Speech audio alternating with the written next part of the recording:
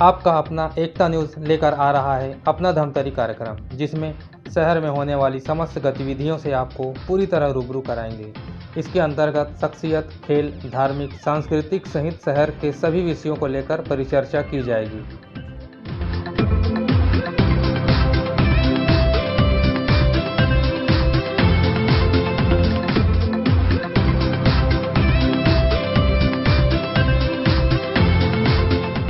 पिछले साल 18 मार्च को प्रदेश में कोरोना का पहला मरीज मिला था।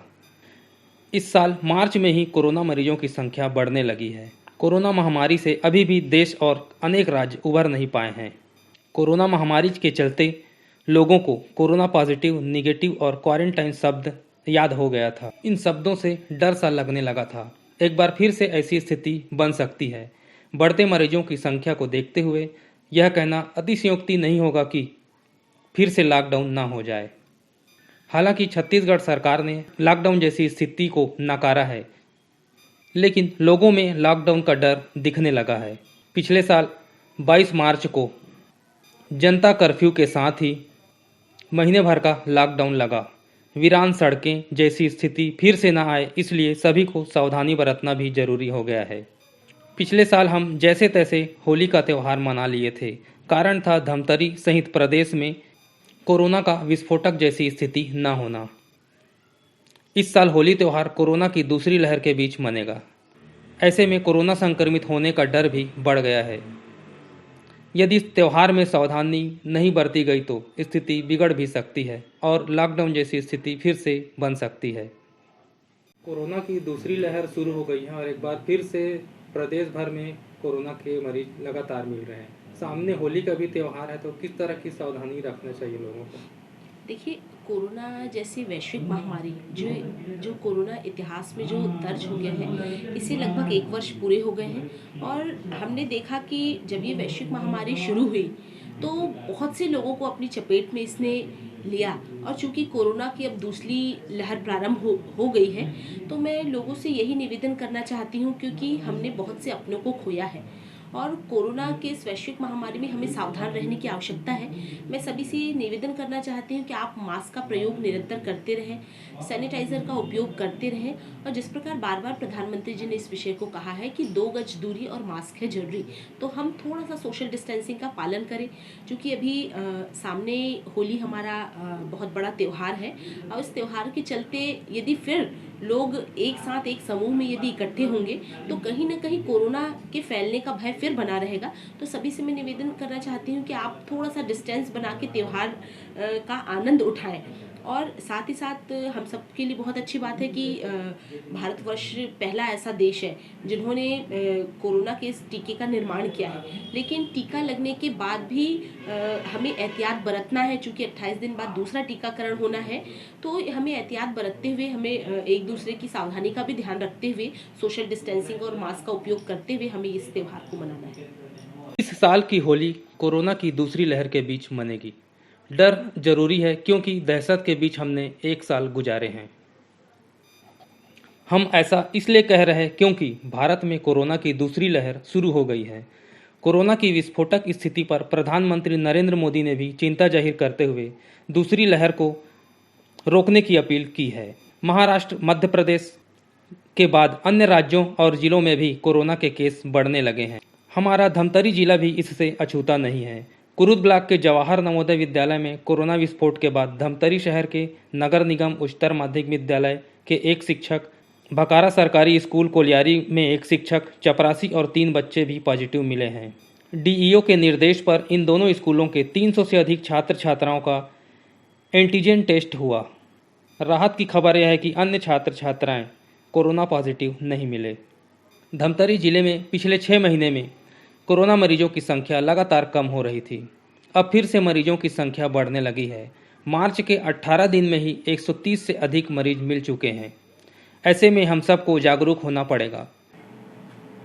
आपको अवगत कराना चाहूँगा कि हमारे ज़िले में लगातार जो है वो टीकाकरण का कार्य जो है कोविड से संबंधित किया जा रहा है। और जैसे कि शासन की मंशा है कि प्रत्येक वह व्यक्ति जो कोमॉर्बिड है, जिसको पूर्व में कोई न कोई बीमारी है, ऐसे लोग जिनकी उम्र 45 से 59 वर्ष है, और साथ ही हमारे जो सीनियर सिटीजन है 60 वर्ष से ऊपर, वो सारे ऐसे लोग, उनका हम हमारे ज़िले में लगभग 82 ऐसे टीकाकरण केंद्र हैं जहाँ पर हमने इस सत्र को चलाया हुआ है, और अभी भी यह कार्यक्रम चल रहा है लगातार। अभी तक मेरे ज़िले में लगभग जो है वो हमने 43,367 लोगों का टीकाकरण कर चुके हैं, और हमारा लक्ष्य है लगभग 96,000 लोगों को हमको करना है। और इसमें हमारा जो उपलब्धि है अभी तक जो है वो लगभग जो है वो सीनियर सिटीजन, और इसमें लगभग जो है हम 30% के आसपास है, और हमारे जो हेल्थ वर्कर हैं उसमें हमने 87% की उपलब्धि प्राप्त की है, और हमारे जो फ्रंट लाइन वर्कर हैं उसमें हमने 81% की उपलब्धि हासिल की है। कुछ लोग ऐसे हैं जो चाहते हैं नहीं है वो टीकाकरण कराने के लिए, तो मैं उन लोगों से अपील करता हूँ कि अगर उनको किसी भी प्रकार का शुगर या बीपी या किडनी या अन्य कोई भी ऐसी बीमारी है जो उनका लगातार उपचार किया जा रहा है, और वह किसी न किसी संस्था में, निजी संस्था में या शासकीय संस्था में उपचार प्राप्त कर रहे हैं, ऐसे सारे लोग आएँ, और हमारे यहाँ टीकाकरण जो है वो निःशुल्क किया जाता है। निजी संस्थाओं में इसके लिए आपको अवगत हो कि लगभग 250 रुपये का इसमें शुल्क दिया जाना होता है। आप निजी संस्थाएं भी हमारे यहाँ संचालित है, आप वहाँ पर भी जो है वो 7 जगह वहाँ पर भी आप लगवा सकते हैं, आपके अगर घर के नज़दीक है तो। और किसी भी प्रकार की अगर समस्या होती है तो हमने टोल फ्री नंबर 104 दिया हुआ है, साथ में जिला टीकाकरण अधिकारी, मुख्य चिकित्सा अधिकारी और जिला सर्विलेंस अधिकारी, इन लोगों का भी नंबर हमने दिया हुआ है। साथ ही हम लगातार गांव-गांव में सरपंच, सचिव, मितानिन, आंगनवाड़ी, इन लोगों के द्वारा हम प्रचार प्रसार भी कर रहे हैं, और कोशिश ये कर रहे हैं कि जितने भी लोग हैं हमारे आमजन हैं वो स्वस्फूर्त होकर के अपने खुद को टीकाकरण का वो करें, लाभ उठाएं, और किसी प्रकार की अगर कोई समस्या है तो वो ज़रूर हमें बताएं। हम आधा घंटा इसीलिए आपको बिठा के रखते हैं कि आपकी काउंसलिंग भी अच्छे से हो जाए, और अगर आपको कोई समस्या है तो उसका हम निदान भी कर सकेंगे। कोरोना की दूसरी लहर शुरू हो गई है सर, और सामने बहुत बड़ा त्यौहार है। लोगों को किस तरह से सुरक्षित और सावधानी रखना चाहिए? देखिए, होली का त्यौहार अब आपसी भाईचारे का त्यौहार होता है और बहुत खुशी का त्यौहार होता है। सभी गिले शिकवे इसमें दूर करने का त्यौहार होता है। यह बहुत अच्छा त्यौहार है हमारे हिंदुओं का। मैं चाहूँगा कि ऐसे त्यौहार जहाँ पर भी बहुत सारे क्राउड होते हैं, या बहुत सारा जो है होली मिलन का कार्यक्रम होता है, या फाग गीत गाने का कार्यक्रम होता है, या समूह में निकलने का कार्यक्रम होता है, मैं आपसे अपील करना चाहूँगा कि ऐसे कार्यक्रमों को अभी फ़िलहाल स्थगित रखें, और कोशिश ये रखें कि जो है स्वयं मास्क लगाएं, दूसरों को भी मास्क लगाने के लिए प्रेरित करें। शासन ने इसके लिए दंड भी निर्धारित किया हुआ है कि जो लोग मास्क नहीं लगाएंगे और इसका उल्लंघन करेंगे उनको 200 रुपये तक फाइन लगेगा, इसके लिए अर्थदंड दिया जाना होगा। साथ ही शारीरिक दूरी का पालन करें, और जितना भी इस तरह के जो कार्यक्रम है जो अभी आने वाले समय में होली में होने वाले हैं, चाहे वो फाग गीत का कार्यक्रम हो या इकट्ठे होकर के होलिका दहन का कार्यक्रम हो, ऐसे चीज़ों को मैं चाहूँगा कि अभी थोड़ा सा स्थगित रखें, और समूह में न जा करके एक एक करके जाएं और इसका आनंद उठाएं। और आप सभी को होली की अग्रिम शुभकामनाएं भी मैं देता हूं, और मैं चाहता हूं कि मेरे ज़िले में आप सभी के सहयोग से, जैसे हमने इतने वैश्विक आपदा को हमने हराया था, आने वाले समय में निश्चित रूप से हम अपने आप को वैक्सीनेशन कराएंगे, और इस वैश्विक आपदा से हम अपने आप को पूर्ण रूप से सुरक्षित अपने को और अपने परिवार को रखेंगे। अभी अपने ज़िले में सर एक्टिव केस की क्या स्थिति है? अभी मेरे ज़िले में बहुत कम है एक्टिव केस, जो है वो लगभग जो है वो 75 से 78 के आसपास जो है वो एक्टिव केस ही है अभी चल रहे हैं।